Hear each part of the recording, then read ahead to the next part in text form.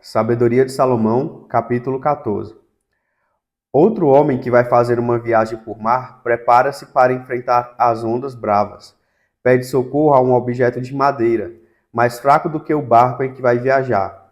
Foi por dinheiro que alguém pensou em fazer o barco, e um operário experiente construiu. Mas é o teu cuidado, pai, que dirige o barco, pois tu preparaste-lhe um caminho pelo mar, um caminho seguro no meio das ondas. Isto mostra que tu podes livrar-nos de todos os perigos. Podemos navegar no alto mar, mesmo sem nenhuma experiência. Tu queres que seja útil tudo o que fazes com a tua sabedoria? Por isso, sem medo de morrer, os viajantes entram num pequeno barco, navegando sobre as ondas e chegam são e salvos. Já nos tempos antigos, ao acabar uma raça de gigantes orgulhosos, a esperança do mundo refugiou-se numa barca, guiada pela tua mão. Essa barca guardou para o mundo a semente de uma nova raça humana. Bendito seja esse madeiro, por meio do qual a justiça se cumpriu. Mas seja maldito o ídolo feito por mãos humanas, e maldito seja também aquele que o fez, o artesão por o ter feito, e o objeto corruptível por ter sido considerado um Deus. Deus detesta de igual modo o ímpio e a sua impiedade. Serão castigados tanto aquele que fez o mal, como também o objeto mal que foi feito.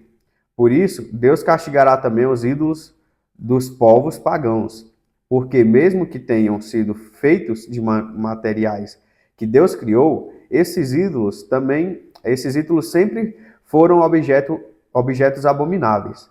Além disso, serviram de escândalo para os humanos e de armadilha para os insensatos. Como começou a adoração de ídolos? A ideia de fazer ídolos foi o começo da imoralidade. A sua invenção conduziu à corrupção. Os ídolos não existiram desde o começo do mundo, nem continuarão a existir sempre. Foi por causa da vaidade dos seres humanos que os ídolos entraram no mundo. Por isso, foi dado a conhecer o seu fim para breve. Um pai, desconsolado com a morte repentina de seu filho, fez uma imagem semelhante a ele. Aquilo que tinha sido a representação de uma criança morta passou a ser um Deus que era temido. E o pai criou a família, ritos secretos e cerimônias religiosas. Com o passar do tempo, esses costumes pagãos foram ficando cada vez mais fortes e acabaram por se tornar lei. Por ordem dos reis, as imagens foram adoradas.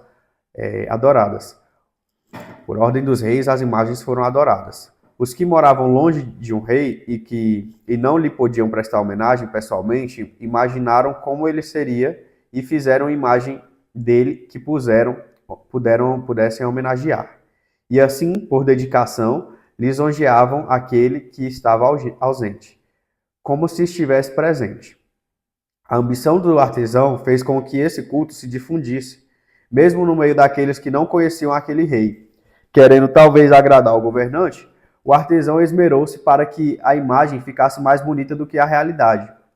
E o povo, encantado com a beleza daquele trabalho, passou a tratar o rei como se merecesse ser adorado. O mesmo homem que há pouco tinham respeitado como se fosse apenas um ser humano. Tudo isso tornou-se uma armadilha para os humanos, pois dominados pela desgraça ou pelo poder de um rei, deram a objetos de pedra ou de madeira o nome que é de Deus e de ninguém mais. Os resultados da idolatria. Além de terem errado a respeito do conhecimento de Deus, tais pessoas vivem em conflitos provocados pela ignorância e ainda por cima chamam paz a todos esses males. Nas suas cerimônias religiosas, matam crianças, celebram cultos misteriosos e praticam orgias indecentes. São imorais na vida pessoal como na vida de casados. Uns aos outros se matam à traição, ou então se ofendem pela prática do adultério. Por toda a parte há violência e mortes, roubos e mentiras, suborno, traição, desordem, juramentos falsos, confusão a respeito do que é bom, esquecimento de favores recebidos, imoralidades, perversão sexual, destruição do matrimônio, adultério e depravação. pois a adoração de ídolos sem nome é o princípio, a causa e fim de todos os males. Os que adoram ídolos cometem loucuras nas suas festas, fazem profecias falsas, vivem na injustiça ou quebram facilmente as suas promessas.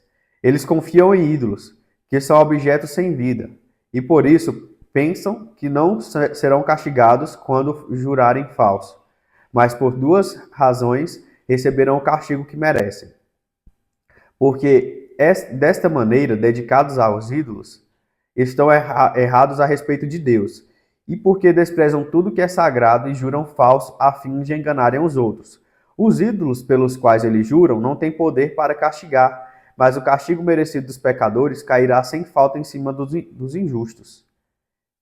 Essa foi a leitura de Sabedoria de Salomão, capítulo 14.